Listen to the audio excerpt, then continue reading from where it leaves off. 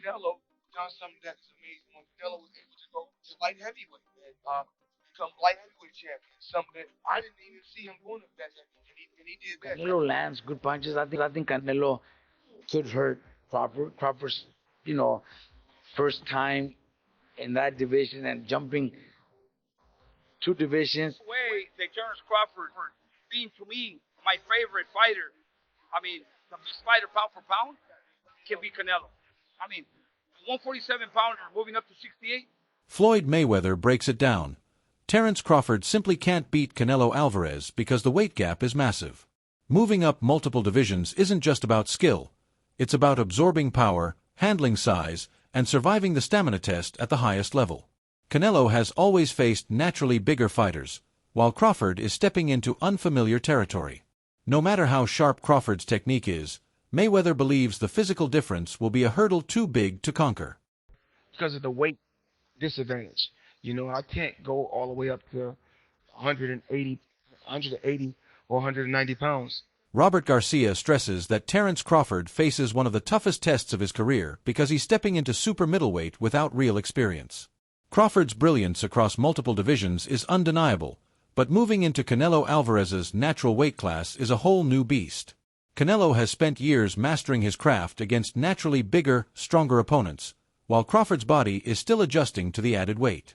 This affects his speed, explosiveness, and fluidity, making him look less dynamic than before.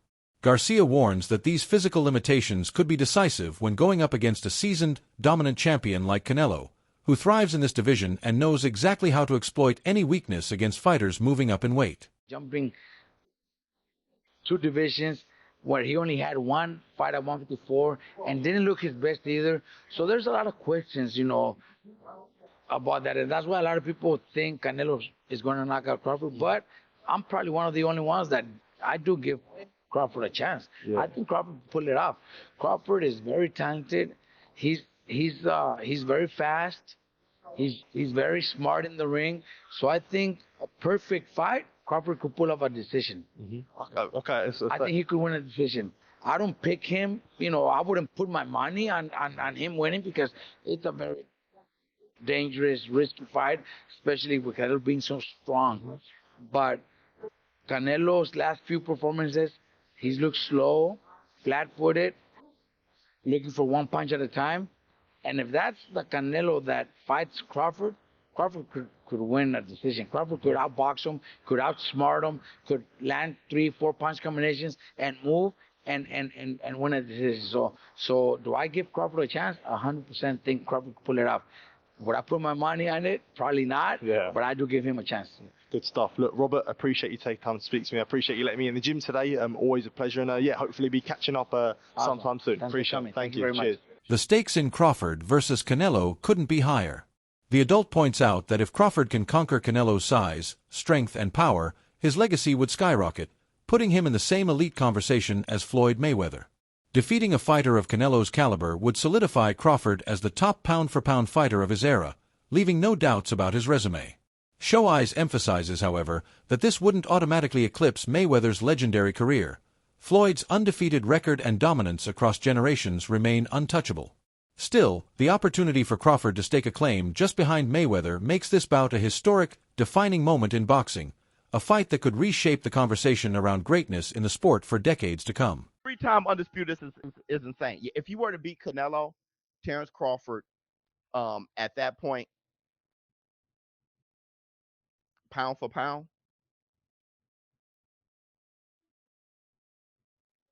right under Floyd. Right under Floyd. Wherever you got Floyd, I put whatever you got him, Terence Crawford is right behind him. Unless you got him first. Okay, how about me? Because I don't have Floyd in my top 10. I have Pacquiao over Floyd. So I know somebody's about to get moist, but I would put Terence Crawford, man, shit. Man, that's old school. That's Henry Armstrong, Sam Langford. Like that's old. That's Joe Gans and Barbados Joe Walcott and Barbados Joe, not Jersey. I'm Barbados. Like that's old school accomplishments. Man, that's throwback. I would have to assess that. 3-time undisputed in the 4-belt era, and against who? Yo, that I don't think Pacquiao would have achieved had. I don't think he achieved anything in a single fight that would be greater than Terence Crawford jumping up 3 weight classes and beating Canelo. I don't think Pacquiao achieved anything in a single fight greater than that. Not in a single fight. Beating Cotto, I still because Cotto was weight drained. He I, has Floyd done anything? Well, he beat Canelo. Jeff Mayweather fires back at Canelo Alvarez's claim that Terence Crawford is better than Floyd. Jeff sees it less as fact and more as Canelo trying to boost his own image. Since Canelo was decisively beaten by Floyd, praising Crawford gives him a subtle way to excuse that loss. Jeff stresses that while Crawford is undeniably talented, he hasn't reached Floyd's legendary level of dominance or matched his career achievements. Floyd's undefeated record and mastery over elite opponents speak volumes, and Jeff insists no comparisons should be made until Crawford proves he can consistently operate at that historic standard, solidifying himself among boxing's all-time greats.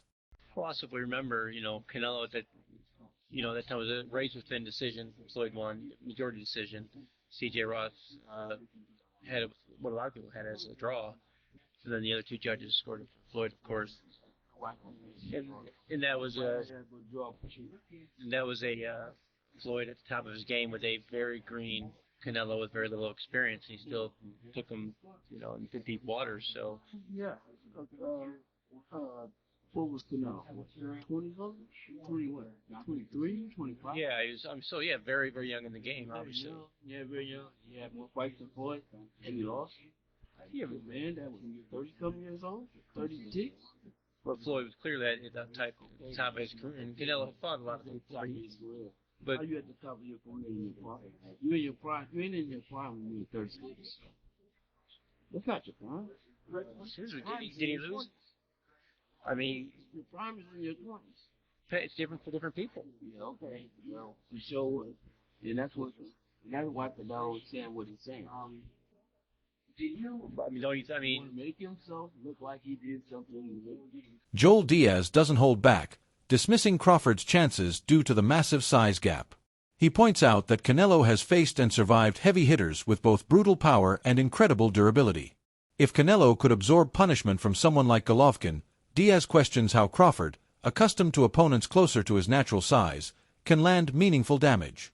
While Crawford's skill is undeniable, it isn't enough to overcome the physical disparity. Diaz warns that fighters often underestimate the brutal toll of moving up in weight, and in this matchup, Canelo's strength and resilience form a wall too high for Crawford to scale, making victory a nearly impossible task. You ask them who Skull is, they won't even know who he is. I don't even know who he is, but they chose him for a reason, right? A guy with a good record. But he's a champion. He's a champion. He's got the kind of the other stone that's out there that Canelo needs to connect. Again, the fight against Terence Crawford. It's a fight for Canelo to win. Simple as that. That's what I can tell you. Then in September, if Canelo wins, he's got Terence Crawford waiting in the wings. There is no way that Terence Crawford, being to me my favorite fighter, the best fighter pound for pound, can beat Canelo. A 147-pounder moving up to 68. He can only maybe go 2-3 rounds, and then Canelo hits him and he hurts him. Canelo's being hit by Triple G, the hardest hitter in the division, and never hurt him. But Canelo will hit Crawford and he'll hurt him. Let's put it this way. You remember the fight Benavidez and Demetrius Andre? Yes. Demetrius Andre was a great fighter. Nobody wanted to fight him at 54. He moved to 60. Fight 1 or 2. Nobody wanted to fight him at 60. So what did he do? He moved up to 68 because there was nothing for him to fight Benavidez, a big fighter like that. Look what he did in the first early round. Demetrius Andre was in control. He was doing great. But once that weight starts kicking in, it takes over. There is no way that Crawford can beat Canelo. Turkey Al-Sheikh is a big fan of Terence Crawford. Wants to give him a good payday, and simple as that. That's all it is, man. The buzz around the Crawford versus Canelo showdown is electric, and ring size adds another twist to the strategy. Whether it's 18 or 22 feet, experts agree it won't drastically change the outcome, though a bigger ring could help Crawford use his slick footwork and angles. Still, Canelo has faced both small and large rings, adapting every time. Crawford's dominant win over Errol Spence impressed fans with timing, adaptability, and killer instincts, But Spence isn't a naturally bigger man like Canelo. Critics warn Crawford's brilliance at welterweight may not carry up to super middleweight, where size and strength rule. Meanwhile, Canelo's